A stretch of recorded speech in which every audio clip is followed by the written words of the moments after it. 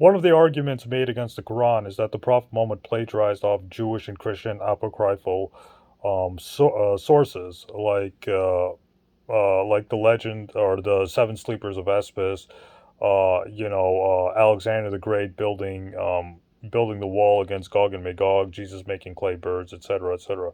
Well, the main problem with that argument is that the critic would have to show that those particular stories were circulating in Arabic in Mecca and Medina during the Prophet Muhammad's time, because the critic cannot prove that those apocryphal sources were translated from Syriac, Greek, Hebrew, Aramaic into Arabic and were in Mecca and Medina during the 5th and 6th centuries during the Prophet Muhammad's time.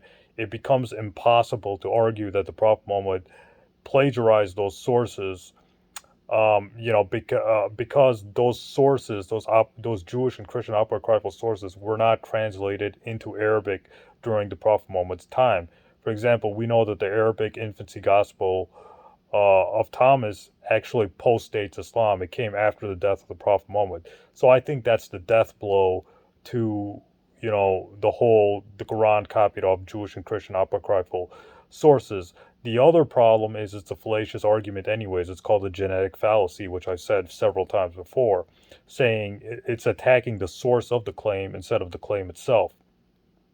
The third point is that even the Old Testament and New Testament quote from apocryphal sources. If you read 2 Peter, if you read the letter of Jude, these sources copy off sources called like the Assumption of Moses and what else? The 1 Enoch. So the defense Christian apologists make for this is that there were true stories found in 1 Enoch, in the Assumption of Moses, and these other apocryphal sources, and the New Testament authors are quoting the true stories and sayings found in those apocryphal sources. Well, same thing with the Quran. The Quran is confirming that there were true stories found in these Judeo-Christian apocryphal sources. So I think that's the death blow to this whole claim that the Quran copied off Judeo-Christian apocryphal sources, because those sources were not circulating. There's no evidence that those sources were circulating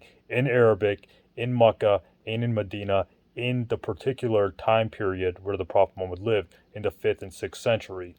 So unless unless the atheists and Christian critics can prove that those stories were in Mecca and Medina, were in Arabic during the 5th and 6th centuries, it's all assumptions.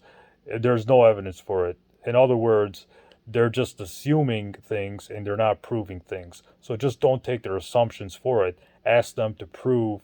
Don't don't just take their assertions for this claim. Ask them to prove their assertions. Unless they can prove their assertions, this claim is just their subjective view. It's not an objective argument. It's just a subjective argument, and we Muslims can ignore emotional and subjective arguments.